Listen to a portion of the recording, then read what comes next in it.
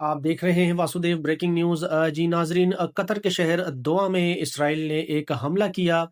दोहा में जो ये हमला किया गया है, इसमें बताया गया था कि हमास के कुछ रहनुमा वहाँ पर मौजूद हैं। तो वहाँ पर जब हमला किया गया तो इसराइल ने जो टारगेट अचीव करना चाह रहा था वो अचीव ना कर पाया। जिनको वो मारना चाहते थे वो वहाँ पर नहीं वो मार पाए उनको। फिर उसके बाद पूरे अरब भर से जो है इसराइल के इस अमल की शदीद लफ्ज़ों में मज़म्मत की, और डोनाल्ड ट्रंप ने भी कहा कि जो इसराइल ने ये हरकत की है ये मुझे नापसंद है, पसंद नहीं है। तो तमाम जो लोग हैं वो कतर से इज़हार यकजहती कर रहे हैं। मुल्कों के वज़ीर आज़म और सदूर जो हैं वो, और इसी सिलसिले में आज वज़ीर आज़म पाकिस्तान मियाँ शहबाज शरीफ साहब अपने एक रोज़ा दौरे पर कतर गए हैं, जहाँ पर वो कतर को पाकिस्तान की जानिब से इज़हार हमदर्दी और उनके साथ खड़े होने का एक सबूत देंगे। अब उसके ऊपर एक तनकीद वज़ीर आज़म साहब को ये भी की जा रही है कि तकरीबन महीना ही होने को आया है, पूरा पंजाब इस वक्त सैलाब से मुतासिर है।